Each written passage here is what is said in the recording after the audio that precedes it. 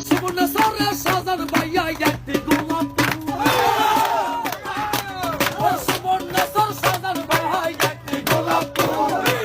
দানের শেষে বড় গাদিতে কেউ করবেন না ভুল দানের শেষে বড় গাদি